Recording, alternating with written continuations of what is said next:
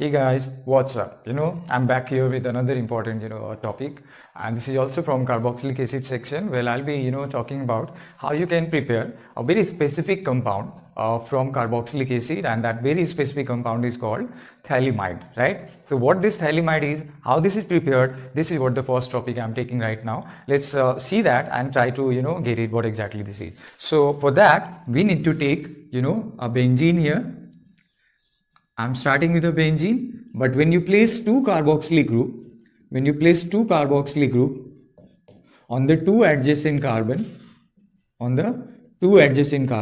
and you react it with ammonia, what you have to do? You have to react it with ammonia. So what happened? Both of the hydroxide ions from there, they are replaced by the NH2. So what you need to do? You have to remove these two and place NH2 on both of the positions. So this will be, a compound, something I'm trying to make it right here. So just pay attention. This is going to be an easy one. So C double bond O, you have another C double bond O, and both of the OH will be replaced by the two of the amide group. Right? Now you might be surprising what this compound is called, what this has formed. So let me write this. This is called phthalic acid. This is called phthalic acid.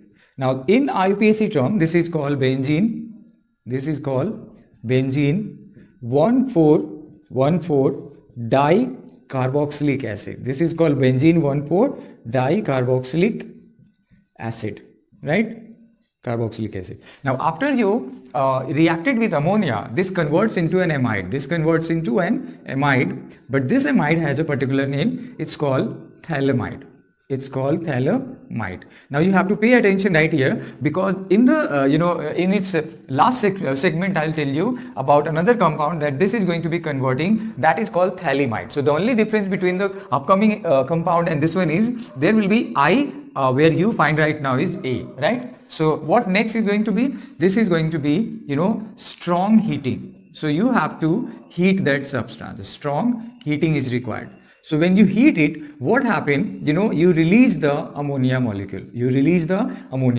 So how this ammonia is going to be? You have to remove one NH2 from here and one H from here. So I'm, for your convenience, I'm taking, something like that. So we need to remove these two. So they will be removed out. Now this will be, a compound coming out, and this compound is called phthalimide. So let me show how this compound is formed. You have a double bond here.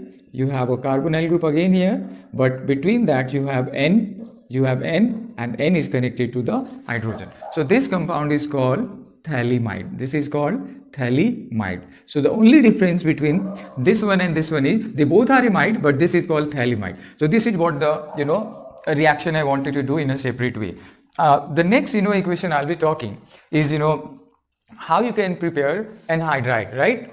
How you can prepare anhydride. That's going to be the next topic. So I'm about to explain you is the preparation of the anhydride, right? So let's start that and see how you can make it up to that. So for preparing anhydride, you have to take two molecules of carboxylic acid. You can take any carboxylic acid, but the very common, you remember or I remember is taking ethanoic acid and preparing ethanoic anhydride. So we have to take two molecules of ethanoic acid here. So what I'm doing, I'm taking a ethanoic acid here, right? Ethanoic acid, this is one molecule of ethanoic acid, and you have to react it with another molecule of ethanoic acid here. Why I'm writing this way? Because it has a certain reason, but I'll tell you, in just a moment. So this is your another ethanoic acid. So what happened? You have water coming out. If you want to understand how this happens to be, if this bond undergo cleavage, oxygen will come out as a negative one, and if this bond breaks, carbon will come out as a positive charge. So what you have to do, you have to attach the carbon with the oxygen, and rest all the things are going to be intact. So in that case, water will be removed, but the question is how they come even to react and form the resulting compound that I'm about to do. It's because there has to be some dehydrating agent. So that dehydrating agent is H2SO4. It's taken under H2SO4. Along with that, you also need some time heating as well. Now, because of the strong heating and presence of sulfuric acid, this water is, coming out. So the first thing is coming out is, H2O. And because the H2O is coming out, what you have left now? You have this compound left. You have this compound left here. And what this compound is called, now take a look, very important thing. You have, two carbons, so it's called eth. You have a single bond here, so it's N. And you have, you are making an anhydride, so the name become ethanoic anhydride. So this is going to be ethanoic anhydride, right? So this is how it's, ethanoic anhydride is formed. So how you can, you can take any other example. You can take any other example in order to solve this, right? Let's take another example if you are interested to make it. Suppose I'm taking 2 molecule of, 2 molecule of methanoic acid, right? So I'm taking 2 molecule of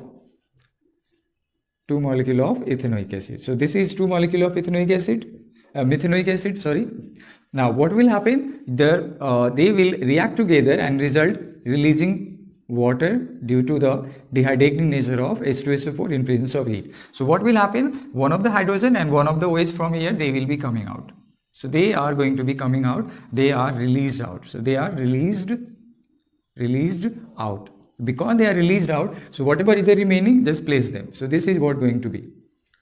This is, you have, and you get O, and then you have directly C with a carbonyl group, and then you have H. So what this is called? This is called methanoic.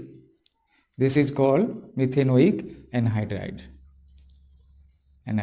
So if you follow this method of preparation of anhydride, you can make any conversion based on that. So these are the 2 topics actually I wanted to do right now, which I hope I have made you go very easily. So I'll take another topic in the next lecture. Till then, I would say thanks for watching, take care and good night.